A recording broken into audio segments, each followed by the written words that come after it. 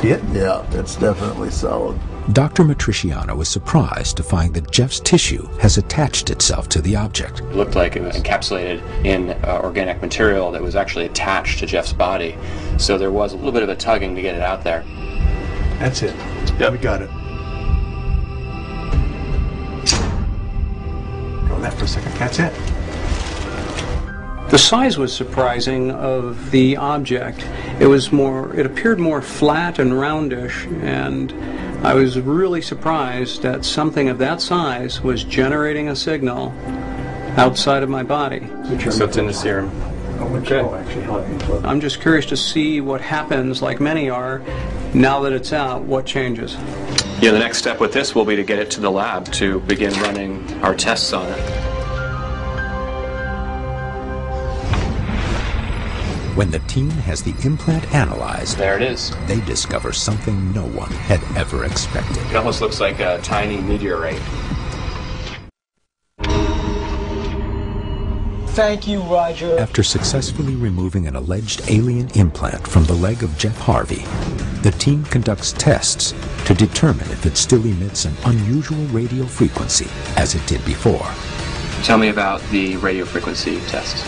The radio frequency actually canceled and stopped. The implant is no longer emitting a signal. Whether or not it's been turned off or been told not to work anymore or been grounded out, the frequencies of this type of object means there's much more implication to the object than what meets the eye. Hey Richard, I brought the sample that we discussed. You want to show us the optical microscope? Sure. The next step is to analyze the object itself. Is it something that can be identified, or is it an anomalous object? The team takes the sample to Richard Matson of SEAL Labs in El Segundo, California. With 36 years' experience, the company is one of the leading independent analysis laboratories in the country. In order to take a scientific approach to this, we have to see actually what this thing is, submit it for metallurgical and biological testing, and see if we do have anything here. The sample is pretty small. It's only about 1 to 2 millimeters across. And what are you looking for at this point in time? The geometry, the shape, the color, the surface features, surface texture. Just a good place to start. So it's irregular in shape. It looks like it's black and brown in color. It almost looks like a tiny meteorite. Any fracture lines or? No. It doesn't look man-made or manufactured. Under the optical microscope at 40x magnification, we got a great sense of what it looks like.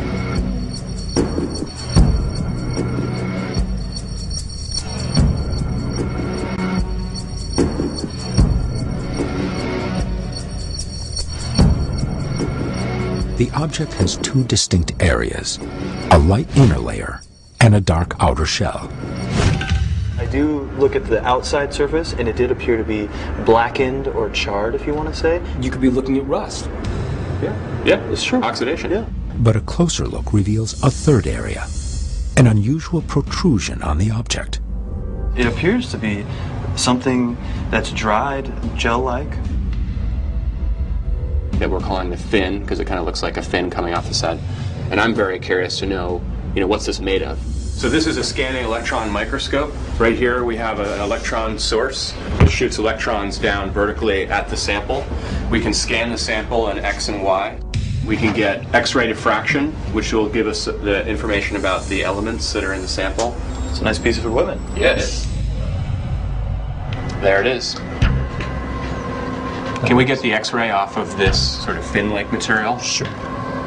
I think we see here that it's not actually a material that's protruding from within the sample.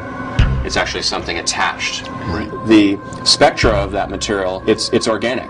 So for some reason here, we've got a piece of the human body that's attached itself to the exterior surface of the sample. So this is really interesting because the human body has two kinds of reactions to a foreign object. One was the more extreme case where it would encapsulate it in pus and transport it out.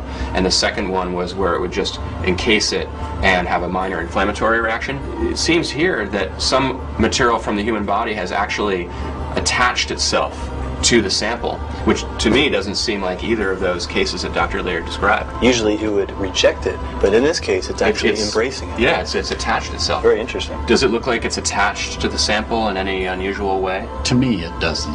The team continues to analyze the object for other anomalies. We're getting a good sense here of what the elements are within this edge. I see iron, oxygen, and carbon, and then Sulfur.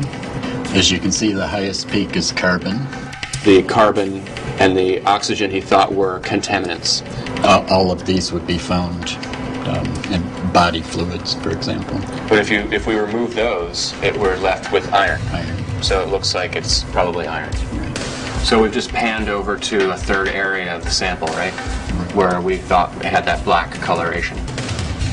There are our peaks. Wow. They're kind of very similar. So the phosphorus is, there's more phosphorus in this area. For now, I'm really not seeing anything too unusual. Basically, we have a small piece, about 1 to 2 millimeters in diameter, made of iron.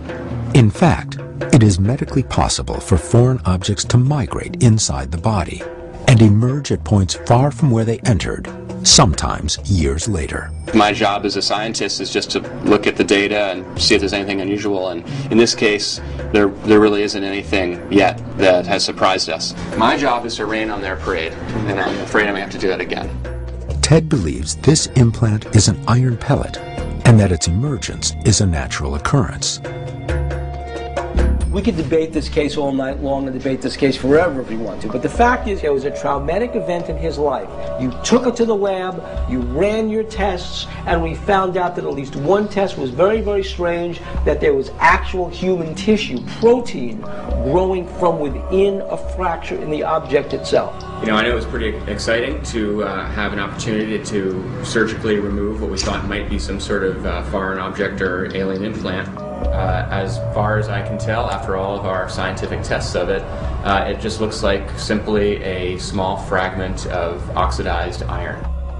What about the tissue growing out of the metal? We just don't have that technology here on Earth, so therefore I say this is beyond our technology.